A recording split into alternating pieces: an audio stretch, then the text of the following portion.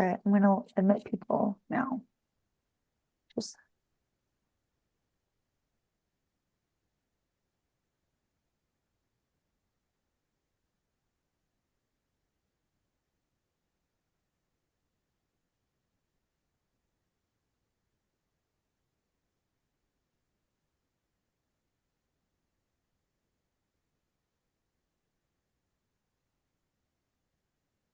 Hi, everyone. Thank you for joining us this evening.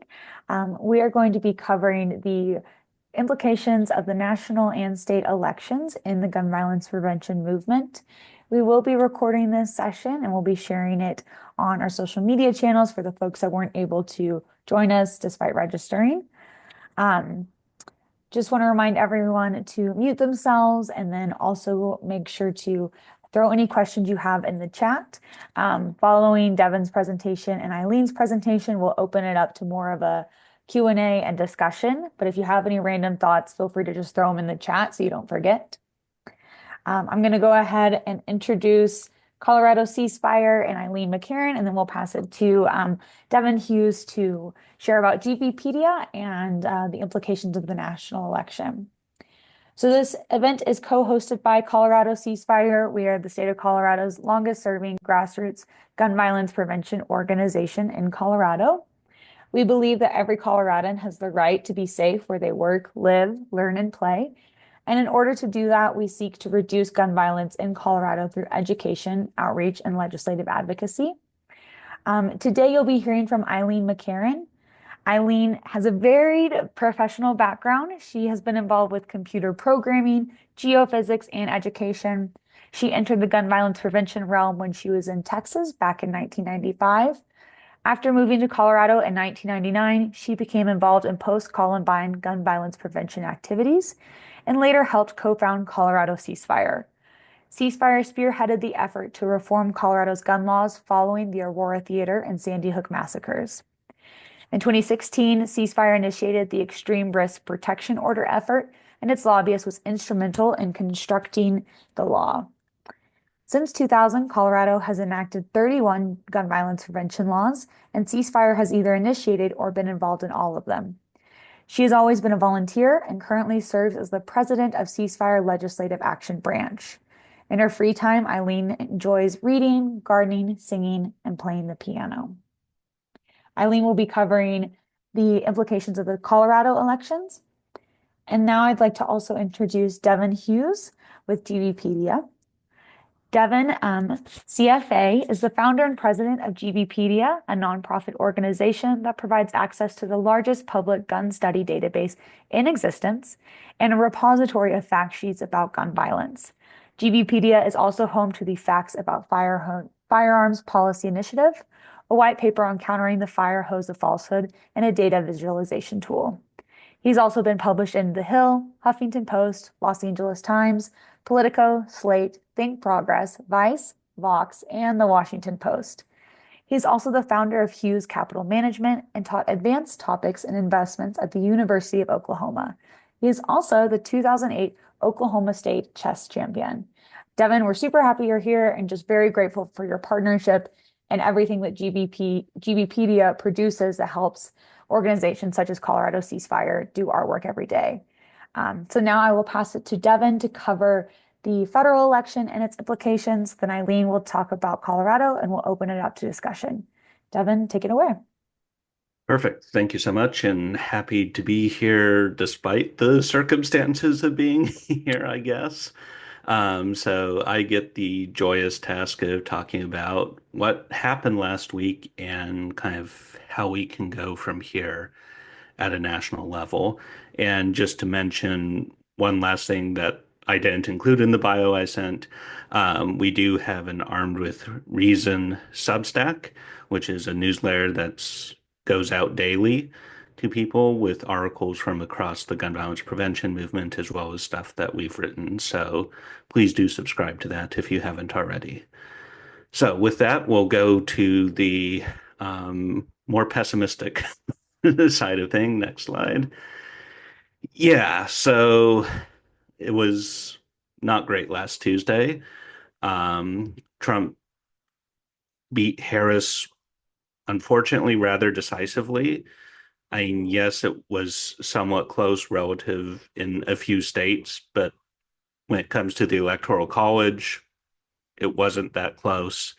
And for the first time, it appears, even though there's still ballots being counted in California, I believe, and other places, it looks like Trump won the popular vote at this point, which is the first time he's ever done so, and is an increase in his support from by about 3 to 4 million from last election, whereas the Democrats um, got around 8 million or so fewer votes. So there was a major shift. And continuing the bad news, next slide. Oh, oh, there it goes. All right, perfect. Um, Basically, this map was released early on by the New York Times and shows essentially at the county level the how the vote shifted from 2020. And even though Colorado is one of the relatively blue spots on there, overall it was a sea of red, even in states where Kamala Harris won. The vote margins were substantially more narrow than they were in 2020. And these gains at the presidential level were across most demographics, particularly minority voters for the first time in possibly ever. Trump won a majority of Latino men. He made substantial gains in across other demographics as well. And yeah, it was just a shellacking, to borrow a term from the Obama days, back when things appeared to be sane. So, moving on to even more depressing news, it's not just the White House that was flipped. We have the Republicans gaining 4 Senate seats, giving them a slim majority, but a majority nonetheless. And it remains to be seen whether they will decide to remove the filibuster for everything. If they do, there's going to be like no sort of guardrails in terms of what they can potentially pass. If the filibuster remains, most of what they'll be able to do is going to be focused around budgetary issues and also judges and stuff like that, which is still a lot, but it's not going to, for example, mandating everybody owns an AR-15, like they won't be able to pass that, even if every single Republican voted for it, because it's not part of the budgetary process. So there's still the ability to filibuster things. It depends on whether that stays up. And if we go to the House, we'll see that Republicans are on the verge of and almost certainly will have a trifecta, though their margin in the House is the most narrow. So they can't afford too many defections, or like the last time they controlled the House, where the Freedom Caucus was basically running a blocking campaign against almost anything they would do. So it remains to be seen whether that continues to be the case this time, or they rally around and push everything that they want to forward. Um, that remains to be seen, but it's still a trifecta, which means that any sort of positive movement at the national and on gun violence prevention is not going to be happening for at least 2 years and most likely 4 years at least. So, next slide. So, what does this mean for GVP? And I apologize if the sirens out on the street come in. It's been like that all day. Probably the most obvious and immediate impact is going to be for federal funding. If it's regardless of whether that's for research on gun violence, like that's going to be gone. Um, with the new heads of the FBI and CDC, most likely that data is going to be thrown into question at basic level. There's definitely not going to be funding for gun violence or studies on gun violence coming from the federal level.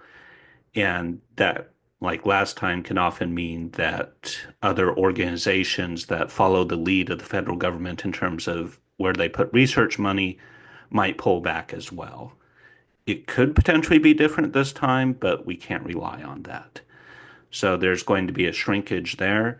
There's also likely to be a pullback in terms of the funding that community violence interruption programs get from the federal government. There was a large portion of that funding that came from the 2022 bill that was bipartisan, but that could likely be stripped away, as well as other adjacent areas in terms of healthcare and stuff like that.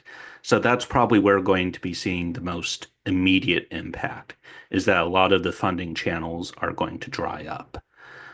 There's also the potential of Trump directing the people in charge of, say, like the IRS and others to start investigating his political opponents. And so there can be that form of political pressure, which means like being a nonprofit 501(c)(3) versus 501(c)(4. People are going to be have to be very diligent and careful, and it's just going to be a hostile environment at the national level. Also, in terms of the Office of Gun Violence Prevention, if we're fortunate, it's just going to be dissolved. If we're not fortunate, we could have the potential for somebody like John Lott or any other like pro-gun person who greatly supported Trump being put in charge of that, and we see that emerge as a White House office to sell guns more than trying to prevent gun violence. And what they could potentially do with the statistics remains to be seen, but there aren't going to be the same guardrails there were in the first Trump administration. And then there's the priorities that come from the American First Institute and also stuff that's adjacent to Project 2025, although Project 2025 itself really didn't touch on gun violence. So stuff like national reciprocity for concealed carry licenses, which would most like basically be a way to get around permit to purchase, because if you have a permitless carry state and you have like that lowest level, people can just get their permit in that state and circumvent all sorts of other rules around firearms, which would obviously be detrimental to public safety. That's one potential. Another potential is trying to repeal gun-free zone act around schools and other federal areas that are currently marked off limits for people or civilians carrying firearms. And there's potential for some other things, although it's more limited than the ways that they can go after funding. So the main concern I see is still the funding, but they could be creative with new legislation that could pass where they only need a simple majority. That remains to be seen. So, with the overwhelmingly depressive stuff out of the way, I want to focus on one aspect of the election that I think is pertinent to everybody, and particularly in the gun violence prevention space. And that's the role of disinformation in the election. And this hits to gun violence prevention at its core as well. On the screen, we have a poll that was conducted before the election that asked people a series of simple questions. The first one, and the one I'm going to focus on, is the question: violent crime rates are at or near all-time highs in most American cities. Now, this is a false statement. And people who recognized that it was a false statement went for Kamala Harris by 65%. So overwhelming majority. Whereas those who said it was true that crime was at record high levels overwhelmingly went for Trump. And This question, the other three focus on economics and immigration, but the question on crime was the biggest predictor. Basically, it had the largest scale in terms of what people answered and who they voted for. Again, even if everybody recognized what the facts were in this particular case, probably wouldn't have swayed the election overall. But it's not hard to imagine that there were undecided or voters who weren't all that politically engaged, who heard messages about the country being far less safe than it was 4 years ago and deciding to go with a candidate who they felt would make them safer. And that's a problem, and it's one that's particularly in our area. And next slide, please. And the reason for this is that this didn't manifest out of nothing. Instead, it came about by a coordinated disinformation campaign by John Lott. And for those of you who don't know who John Lott is, feel free to Google Mary Rosh and then proceed from there. But basically, Lott has been a persistent and overwhelming source of disinformation in the gun violence prevention space for decades. In this recent election cycle, he started claiming that violent crime increased dramatically under the Biden administration and actually gone down under the Trump administration, which is the reverse of reality. And then when the FBI released its revised numbers, which it does every single year, he pointed to that revision as the FBI hiding a crime surge in 2022, while ignoring that 2023 and 2024 numbers were showing like the major decreases. And the way he did this was especially unethical, um, because the FBI revision, they revised both 2022, 2021, and then other years in a less major way. And the FBI revision found for the combined years of 2021 and 2022 that there were 31,000 fewer violent crimes and 450 fewer murders. Yet, what Lott was saying is that the FBI hid an increase of 80,000 violent crimes and 1,700 murders in 2022. How did he manage that? Well, what had to happen was the FBI greatly reduced its estimate for murders and violent crimes in 2021 and then slightly increased the 2022 numbers for whatever reasons. The FBI has never made those public. It'd be nice if they did, but they haven't. And Lott pointed to the increased gap between those 2 years, even though it was reporting less crimes overall, to say, see, well, this increased gap means that there is a massive crime increase. And this was picked up everywhere in right-wing media. You had Fox News, you had Breitbart, you had the NRA, you had, I mean, it originated on Real Clear Investigations. Elon Musk's PAC picked it up. You had Elon Musk himself tweeted out. You had the Trump campaign providing this talking point to its surrogates on CNN, MSNBC, and elsewhere. It reached easily more than 100 million people. And yet it was based on a falsehood. And the response from the mainstream media and gun violence prevention was largely silence. GVPedia wrote an article on this in like a few weeks before the election. We got maybe 1,000 views on that.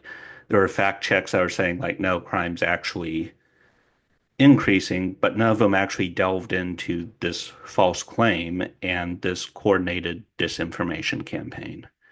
And so it's very plausible that this had a substantial impact. And on an issue specific focus like gun violence prevention, it's a foreshadowing of what could potentially come when that fire hose of falsehood moves from just the private sector to where it has the most powerful branches of government forcing it out. And speaking of government, there is also a call in the House Committee of Oversight and Ethics to investigate the FBI over this as well. That came out right before the election. So it wasn't just a political message, it was everywhere. So, next slide. So, this is all part of what's called a fire hose of falsehood. I'm not the one to originally coin this term. It came about from the Rand Corporation looking at Russian disinformation and propaganda and what they did. And when reading that report, I discovered, wow, this sounds awfully familiar to what the gun lobby's been doing. And the gun lobby has had two fire hose of falsehood campaigns over the past 50 years. One was to take the Second Amendment from a collective militia-based right into a individual right that has been since pushed out by the Supreme Court and moved even further. Then there was the other fire hose of the idea that guns make us safer. And it moved the Americans from a majority not thinking that guns make people safer to the present day where more than 6 in 10 Americans believe a gun in the home makes them safer. And it's widely, and the overwhelming majority of gun purchases are for self-defense. If people didn't believe guns made them safer, most of them would not be purchasing those firearms. And that in turn can lead to a differing opinion on the impact of various firearm legislation and what to do about the crisis of gun violence. And what makes a fire hose of falsehood distinct is that it has four main features. It's high volume and multi-channel, so it's repeated constantly across any number of networks. So it can come from the NRA, but also Fox News and Real Clear Politics and Republicans in Congress and so forth. So it's appearing from multiple different areas at once, and it's being repeated constantly. As well as being repeated constantly, it's rapid, continuous, and repetitive. It's the same thing over and over and over and over again until the message goes through. It lacks commitment to objective reality. Basically, if there's a study or set of facts that disagrees with it, the fire hose will ignore that or create its own set of facts to try to counter it. And it lacks commitment to consistency. And this can actually be seen in the recent fire hose of falsehood on crime that impacted this election. The same people who are arguing that crime fell under Donald Trump and increased under Biden now were pointing to stats showing that in 2020, crime decreased, whereas back in 2020, all these same voices were arguing that crime was skyrocketing and it was Democrats' fault in big cities. And so even though like they completely changed the narrative and message, didn't matter. It was more politically convenient to switch to a different set of stats than maintain the old one. Next slide. So, with a sort of fire hose of falsehood campaign, what can we all do to help counter it? Because a fire hose of falsehood is difficult to challenge. Disinformation has a number of advantages over regular information that I'd be happy to get to later. But at a strategic level, it's important to create a fire hose of truth, making sure that the accurate information and facts are getting out there at a wide scale, deploying inoculation campaigns that treat disinformation like a virus, and basically pre-bunking information. So telling people like, hey, you're likely to encounter this information that's false, and here's what the accurate information is. Enacting deep canvassing tactics as well that focus on engaging people with conversations, hearing them out, and then slowly shifting their opinions on the specific topic while not trying to challenge their overarching values. Focusing on at-risk populations And by at-risk populations, I mean those who are most likely to encounter the fire hose of falsehood. And right now, there's a major push on with the fire hose of falsehood towards women, and particularly Democratic women after the election. We've heard story. Sorry. We've heard stories about how a large number of women post-election are now feeling they need a gun to protect themselves. And while the impulse is certainly understandable, that gun's only going to make them less safe. And finally, we need to avoid censorship because when there's an attempt at censorship, it often creates a backlash effect where people are like, well, what are they trying to hide? What forbidden knowledge don't they want me to know? Instead, it's overwhelmingly better to shine a spotlight on the disinformation, say, hey, this is what's being said. Here's why it's false. And then at the personal level, so things that all of us as individuals can do, is circumventing tribal barriers. Now, this doesn't mean that you need to go knock on the door of somebody with a MAGA flag, the upside down American flag, the prayer hands flag, and whatever. But people that you know who you might disagree with you on this particular issue, or even fellow liberals who are now considering owning a firearm, engaging in dialogue there, and then hearing them out, exploring their beliefs and core values. And once that foundation has been established, then you can move to a fact-based foundation. So while the conversation isn't initially bashing somebody over the head with a book of facts, once you've established that rapport, facts then again do matter. And then finally, you can motivate that person to action with a more emotional story again. So it's kind of like a fact sandwich where you have emotion at the beginning, emotion at the end, in the middle, facts to help support that. And so I think I'm well over my time, so I'm going to turn it over. Awesome.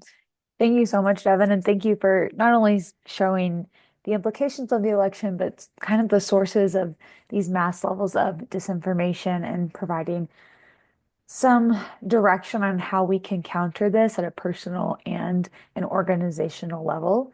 And again, just huge shout out to GVPedia and you and your team for everything that you do to make it a little bit easier for us to counter our neighbors and our community with these facts that help us all get a better sense of reality. Um, so we will open up to questions once Eileen finishes her portion. So if you have questions for Devin, throw them in the chat or hold on to them.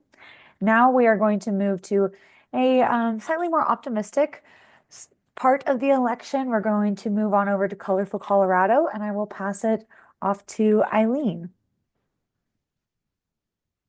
Oh, I think you're, yeah. Thank you, Lainey. So in Colorado, the state went for Harris and on I think it's 11-point margin for the state. So the state is pretty blue and continues to be that way. Unfortunately, we lost a House seat. We did have 5 Democratic House seats in the U.S. House, but the one that was most concerned was CD8, just north of Denver, Adams County and Weld County. The CD8 was designed by the Redistricting Commission. It was a new congressional district added to Colorado in the 2022 election, and it was specifically designed to be a competitive seat. They had actually done that with CD7 originally, and it was back when it came into being.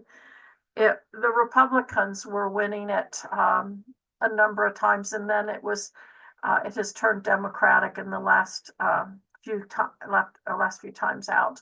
So this seat, unfortunately, and if you live in the Denver metro area, you were besieged with advertisements on this race. Many of them pretty gripping. I thought, on election night, it looked like Yadira had won. And I told but there were so many votes still outstanding. I said to my husband, those ads that Gabe Evans and his supporters ran were really very effective, I thought, in terms of grabbing people and getting emotional about fentanyl and immigration. And another one was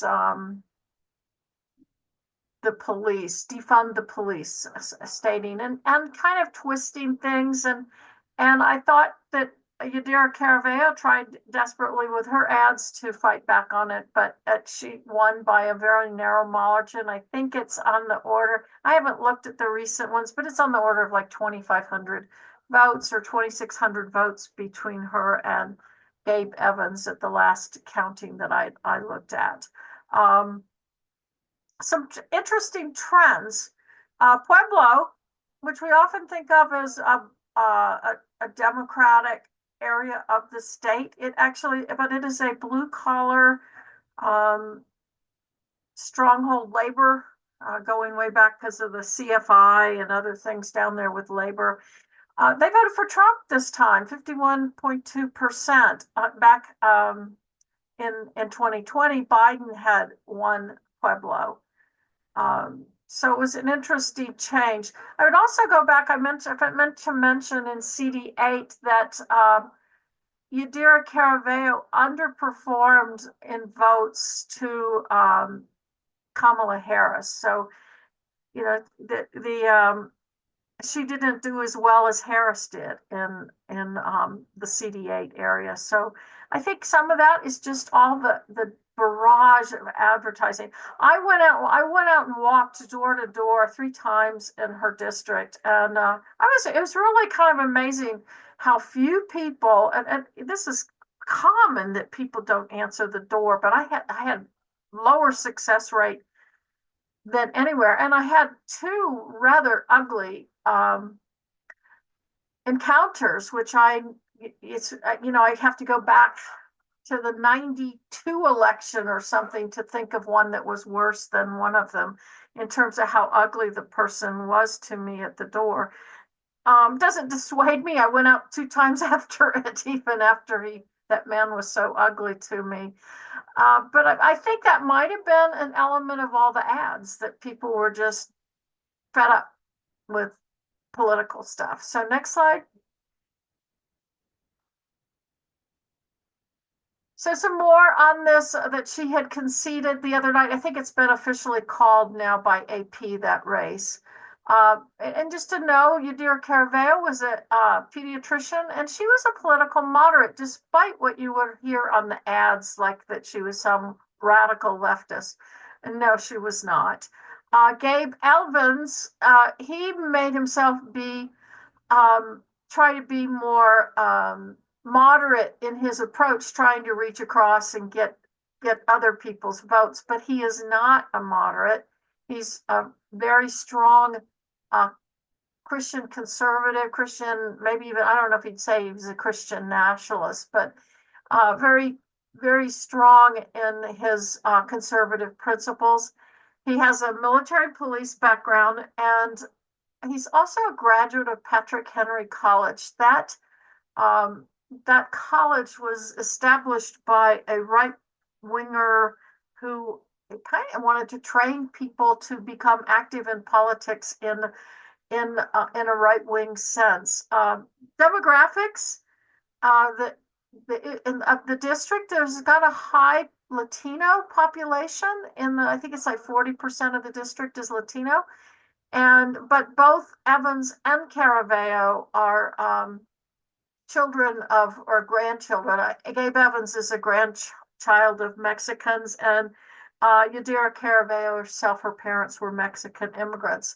The issues I mentioned again, abortion was appearing a lot in her advertisements, and also the fentanyl. The fentanyl was a huge one, and this was a race that the national parties knew was quite critical and quite close. Yadira Caraveo had barely won this race in 2022. And the margin, actually, where she had defeated Barbara Kirkmeyer, who's a state senator, the margin that she defeated her, it was that a libertarian actually had more votes than the margin of difference. So it was known to be a very close race before we even entered in. And that's why lots of money was coming into ads from many political groups and national political groups and the campaign itself. Next slide. So I often give this when I give talks about the history of gun violence prevention and laws in the state of Colorado. I put up this slide to just give us a historical look at how Colorado has been. Up until about 2000, the year 2000, the state was the state was Republican in the legislature, and except the last 2 years there before 2000, the state had governors generally were Democratic, or way back in the 70s, they were moderate Republicans. So gun laws were kind of kept in check by a Democratic governor. And then 99 hit, or the 98 election, Bill Owens won, and so the Republicans had a trifecta back in 99 to 2000. They had a whole lot of gun bills that were going through the process in 99, and then Columbine hit. I put this black bar in at 2000 because things started changing then.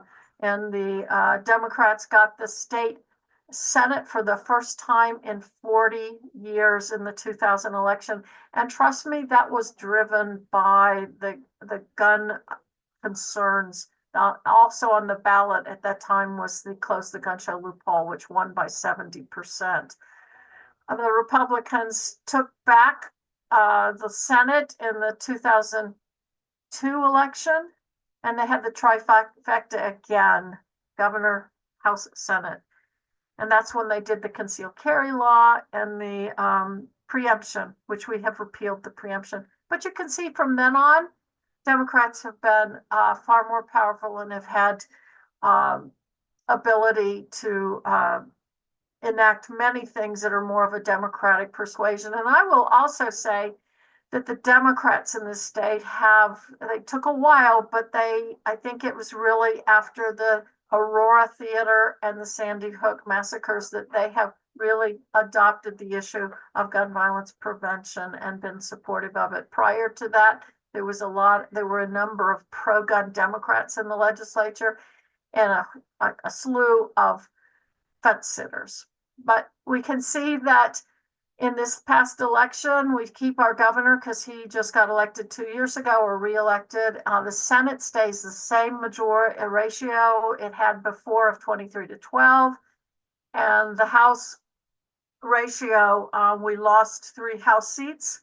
And next slide.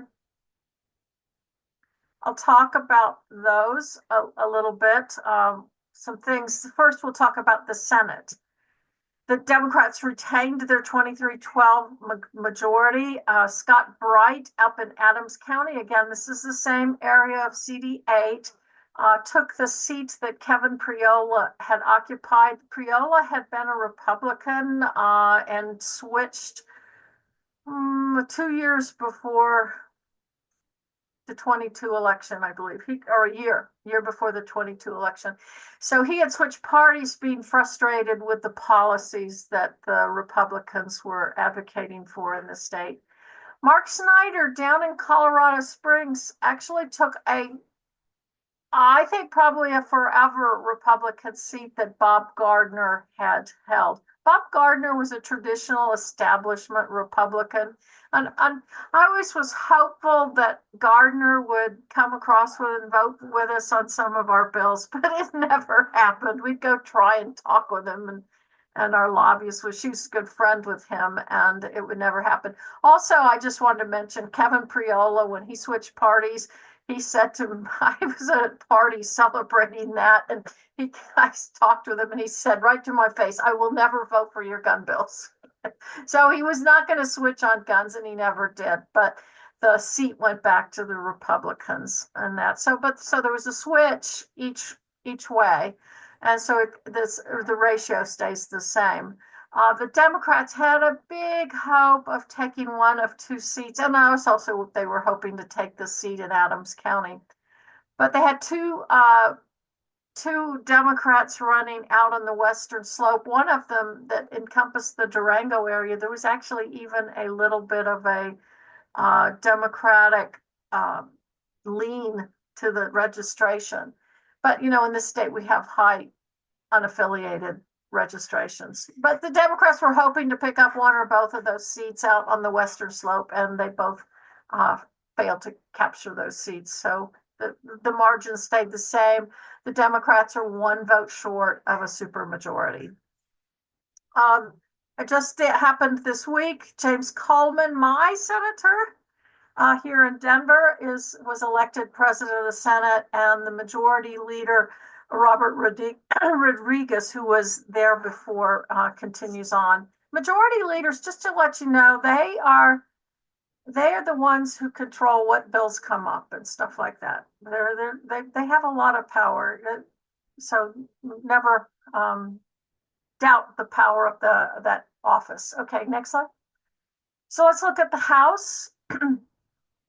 Prior to the election, the Democrats had a 46-19 majority, and it was trimmed back to 43-22. I remember at a lobby day we held after the 2022 election, one Democratic representative said, that election in this was the November 2022, that election went so well for us. We won seats that we never expected to get. And she said we shouldn't even have gotten them. So anyways, the three seats that were lost are, well, we know Greeley's pretty, and Weld County pretty conservative. So Mary Young, she was running for her last term that she could have under term limits. The young man, or I shouldn't say young man, I don't even know his age, Ryan Gonzalez, who ran against her, had run against her in 2022. He lost, but the number of libertarian votes in that race exceeded the difference between the two, exceeded Mary Young's winning margin back in 2022. So I saw her at a tabling event back in like March or something like that. And she said, I'm really worried because there's no libertarian running this time. And so that was pretty clear that she was going to have. And then with the whole CD8 stuff going on in the same area, she fell victim to that. Her husband, just for those of you who may know or don't know, her husband, Dave Young, is the treasurer for the state of Colorado and had held this seat before. And I would say we give her like a B rating. She's not always with us. She was very careful about voting on gun issues.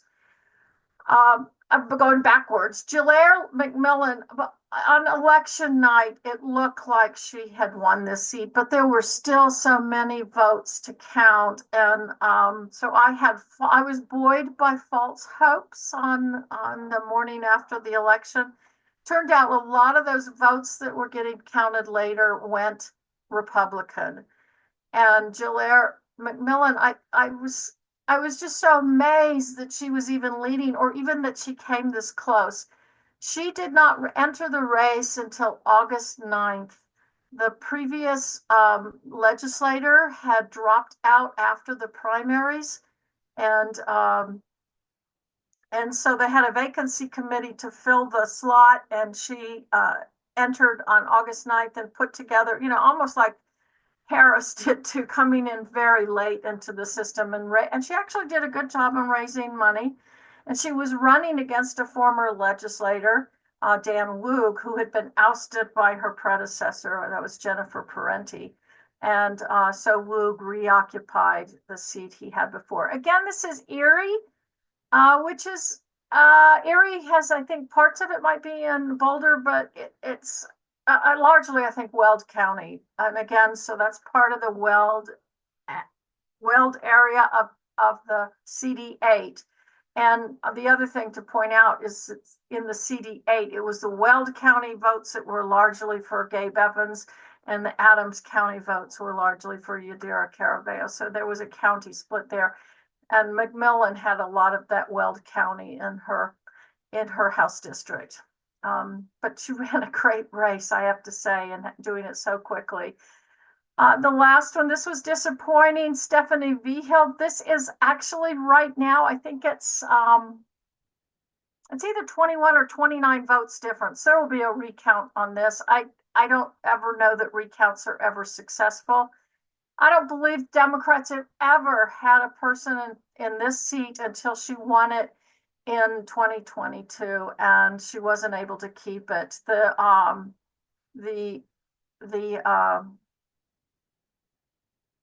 Excuse me a second. That seat has it had a lot of money pouring in, particularly the Rocky Mountain gun owners put money into that race, and a lot of focus of the Republican money was on trying to get that seat back in Republican hands, and they were successful at it. And I wanted to say this, in the backdrop of a Republican Party in this state that is really off the rails, just totally off the rails. The state Republican Party hardly helped any of these people in their races. It was all other people coming in. And even in Gabe Evanson and the Adam Frisch seat, I didn't even talk about Lauren when I was doing that. Lauren Goldberg, unfortunately, we're stuck with her in Congress. But Adam Frisch back in CD3 almost defeated her in 2022. And he lost to Jeff Hurtis, who's sort of a white bread, kind of boring candidate, but he was traditional establishment Republican. And Arizona was pouring money into that race. Arizona Republicans came in and paid money for ads here in the state of Colorado for candidates for the congressional races, because the state party didn't have any money. They'd spend it on stupid stuff, or excuse me, I shouldn't say that. They have strife inside their party. Speaker of the House will continue to be Julie McCluskey, and the House Majority Leader Monica Duran. Proposition KK, hooray! This was incredible. This proposition will it enacts an excise tax on firearms. And I was on some interviews, and people say, well, is this point of this to cut sales of guns and ammunition so that we can address violence that way? And no, that's not. The Proposition KK is a violence prevention measure, but it's not because it's trying to dissuade people from buying guns because there's a 6.5% tax. I'm sorry, a 6.5% tax will not do that. It is done in tobacco, where they enact huge taxes on tobacco, and they do it like maybe put on $1 a pack. So the huge tax on it. And that was in tobacco, a lot of that was to discourage sales to youth because they can't afford that extra money for them. But things we noticed with the Proposition KK, so it passed by an 8-point margin. I do want to put in here that Ceasefire was approached to help do a polling on the proposal early on, and they wouldn't have run the bill without running the polling. And we supported it early on, and also went and got a foundation or a community foundation that could help on the also on it. So we were kind of integral on the KK from the very start. And when we testified, there were a lot of domestic violence groups and other groups that would receive money from this Prop KK excise tax that spoke, but we were the only gun violence prevention group that spoke in support of it. So we were in on that from the very start. I actually put an op-ed got published in the Denver Post in support of it. And so things that of the Colorado's 64 counties, only 19 approved of it. But where were these counties? They were Denver metro area, Larimer County, and up in mountain counties, mountain communities, call it. Are also getting out to Telluride, which is still a mountain community. Um, the so they tended to be larger population. We did have some high population counties that opposed it, and you could name them yourselves. You know, El Paso, Mesa, Weld, but also Pueblo. And it's was disappointing to see Pueblo, but I think that matched the vote with Trump that was going down in Pueblo. So the highest approval rate was here in Denver, 74.4%. So not only was it a large population that voted for it, but it overwhelmingly voted for it. But we had some of these counties like Cheyenne was only 13.6% of the vote was for it. But Cheyenne, there aren't a lot of people out there in Cheyenne County. And I thought it was interesting. Every Second Amendment sanctuary county voted no, every single one. And, you know, I just, as a sidebar, they can't really be Second Amendment sanctuaries. Their county commissions voted this. They still have to enforce the ERPO, or they still have to implement the ERPO law if somebody goes to court. It was in response to the ERPO in 2019. I have to say something I find amazing. I kept redoing it on my calculator because I go, this can't be, this really cannot be. 99% of the people who voted for president voted also on the Prop KK. 99%. And I mean, I've been out there doing Democratic, get out the vote stuff for a long time. And there's always this, tell the voters, vote all the way down the ballot, go to the bottom, even tell them to start at the bottom and vote up because of drop off of people voting on issues. And as you know, the ballot here was incredibly long. I think in Denver, it might have been back in front of 3 pages. There were 14 state issues, 12 Denver issues, and then there were all those judges, huge number of judges you had to vote on. But 99%, I still think, I keep looking at it, it doesn't seem right, but 99% of the people made it all the way down the ballot. Bless their hearts. And every time I want to scream about voters or lazy or whatever, I have to kick myself. No, they did. Okay, next slide. So here's what Proposition KK will do. It is, as I mentioned, a 6.5% excise tax on firearms, ammunition, and components. They estimate the revenue will be $39 million a year. The allocations are that the first $30 million will go to crime victim services. The reason for that is that the federal money, that the way it comes in through what's called VOCA funding has just been, it's been cut tremendously because of the process that gets the money. I think it largely comes from fines on convictions, and the things have been redirected. So states all over the country are struggling with how to make up this money to help crime victims. And in other states, their legislature can pass some bills and maybe pass some taxes, or they can do something. We can't do that here in Colorado because of Tabor. Our budget, the state budget, is highly constrained because of Tabor. There's no extra money sitting around that can go get 30 million suddenly to support crime victims, and there's no way the legislature can pass a tax without going to the vote of the people. So that's what they did here. The other thing that was amazing to me that it won so much is that tax issues in the state have a historic failure rate. So, you know, going in, I wasn't feeling very confident that this would be successful. So it was quite an exciting thing to have it passed.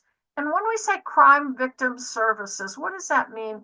To me, when I first picture it, is a woman, and it's usually a woman, in fear for her life from her intimate partner who is abusing her, and she flees the home to find a shelter and a refuge. So that money pays for the refuge shelters. It also pays for the assistance they provide to this victim, so that she can get like transportation to get to her house, and maybe childcare, all the other things that she needs to do to readjust to her new life. But it's not just about, so that's what I talked about a lot in my op-ed, because I could see that as a very visceral reaction to what is necessary to protect people. And it does protect from violence. And it fits that it was that this tax went on firearms, because firearms are involved in a lot of the intimidation of domestic violence victims. And in 2022, we had 94 people who died from domestic violence in the state, and 86% of them were by firearms. It dropped in 2023, and I can't remember what portion was with firearms, but yes, this is a crime prevention to provide the protections for people who are in abusive situations. It also provides a lot of other assistance for people who are crime victims. I even heard testimony at one point, like, you're attacked and they break your glasses, and things like that. It costs you, getting a new pair of glasses can be expensive, and that there's that money there to help. Mental health services for veterans. Veterans commit suicide or take their own lives at a far higher rate than the rest of the population, and do so even more so with firearms. So a very important service that will be funded by this, and also behavioral health services for children and youth. And then the last $1 million will go to school safety. Next slide. And there were several other relevant ballot issues that are going to affect things. There was no bail for defendants in first-degree murder passed. The parole eligibility for people convicted of violent crimes. It passed too with large margin. And the state funding for law enforcement. Law enforcement's always been paid for by local. So each of these is going to have, particularly the last two, a tremendous effect on the budget, the state budget, because anybody who's in state prison, that drives a fiscal note on everything. It affects how much money is available for other things, schools, whatever, all the other things, roads, everything else in our state that we fund the state is going to have an impact because of these and other things too, that they were expecting a huge drop in availability of funds for the state. So I think that's the end. Next slide. There we go. So I'll let Lainey finish up. Yeah, awesome. Thank you so much, Eileen. And it was nice to have some positive notes to end the presentation on. We know this can be a difficult time for folks as, we look at the federal election, there's a lot of scary things, and we're seeing cabinet appointments that are particularly discouraging. We want to remind folks to stay engaged with the movement, educate yourself and others, get local and get focused on your local community and help building the movement and helping provide energy, volunteer support, donation support, and just make sure you look for hope and positivity in the folks that are doing the good work that make you feel good. I'm going to quickly open it up for questions. I know, Devin, it seems like you had a question as well, but are there any questions from our guests?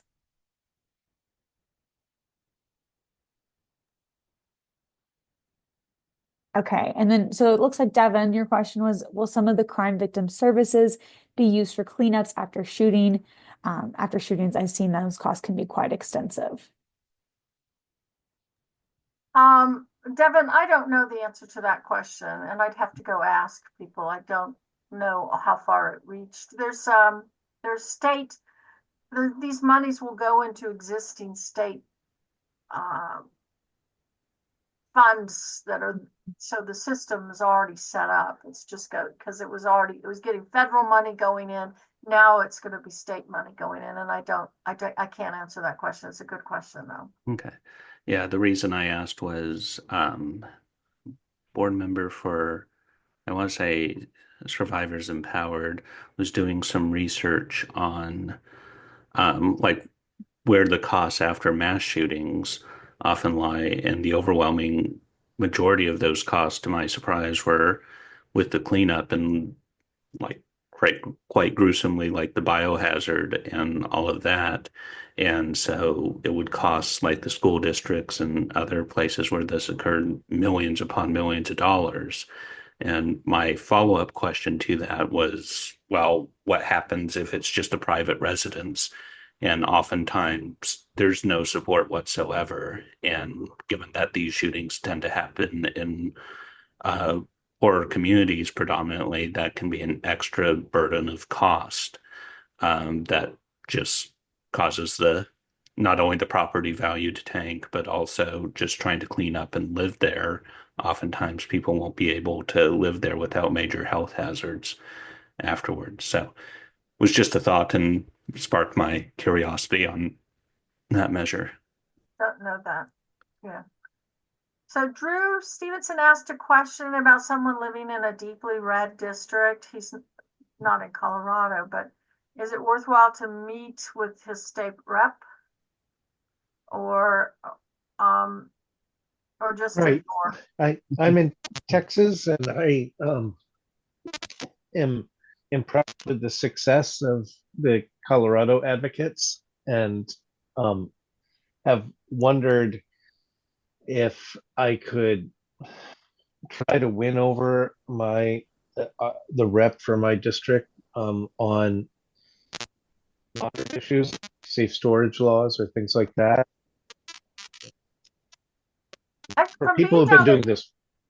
From Go being ahead. down in Texas, I think you do have a safe storage law. It at least seemed it was that way when I was down there in the 90s, but it may not. I may have changed. It may depend on where you are, how valuable it is. If your district is super red, it might not be that valuable. If it gets a little more swingy, that it gets close in the vote margin, the representative might be a little more amenable to listening to you. But I think it's still always good to let them know you're out there and go with facts and go with honesty and truth, as he said, be the fire hose of truth to let them know that you know that the path they're following is not very valuable. I would also encourage you to become involved with Texas Gun Sense. It's a statewide group that they're working really hard on this issue, which is a difficult terrain. I mean, that's where I got started in Texas, and so that's what got me inspired on all of this was down in Texas. And I would just add, I noticed that Pierre had a hand up, but just before, like being from Oklahoma, like where it's just like nothing good's ever going to pass on anything ever. Um, but many of the representatives often recognize that what they're voting on is insane and will try to kill it behind the scenes. And so if they hear from people and it's like, hey, here's the facts, here's what's going to happen here, they might be more receptive to be like, yeah, let me talk with the leader and see if we can quietly shuffle this bill into darkness. Whereas if it comes up to a full vote, they have to vote for it, is their line. And so there can be that sort of behind the scenes stuff. And if it's not a deep red, you can work on stuff like child access prevention in ERPO in areas or like particularly preventing veteran suicide. So there are areas where there's the potential for like, hey, we want like they'd actually be interested and don't necessarily see it as a gun violence issue per se. And you can get movement on that and just letting them know, like, hey, you're wrong. And if you vote on this in this way, like it will continue to haunt you, sort of thing. And just keeping that pressure up. I've found to be at least somewhat effective. I Yeah. have a comment that I don't know. I ran over. I talk too much. I always have that problem. Talk too much. Um, Appointments that the Trump administration is making are absolutely horrendous. Absolutely horrendous. He just named Matt Gaetz to be Attorney General. And my husband told me that, and I said, "You're joking." And he said, "No, I'm not joking." I go, "Yes, you are. You're joking." So in some ways, I think this is how much will people wake up to this is that we have elected a clown. I mean, more than a clown, he's a vicious person, A but clown? has no respect for democracy, and he's now trying to get around um, standard processes in the Senate. So I don't, and I think that hurts where we're headed, but it might be an awakening call. I'm also concerned about the media. And I just read something a few hours ago about how these people noticed the media kind of treated Trump like he was a normal candidate. And then they nitpicked like crazy Harris on every little policy issue. So it was very just unbalanced.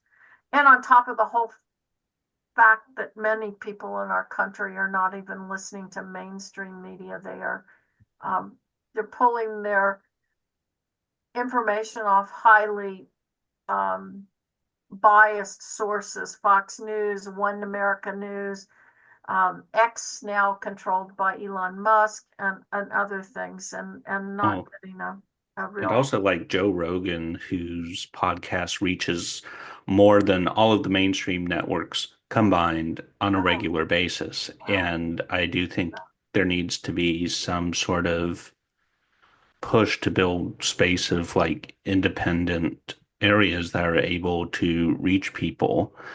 And that's one of the things GVPedia is attempting to do, because oftentimes the mainstream media, like while effective, can like it has certain blind spots and also get pressured, as unfortunately we saw with the Washington Post.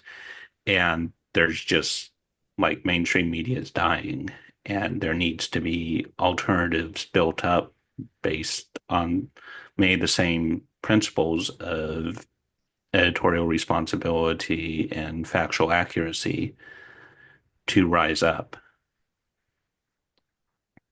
And I know it's nice to connect with folks. I know we're over time, but I saw Peter, I know you had your hand up for a bit there. Is there anything you wanted to share?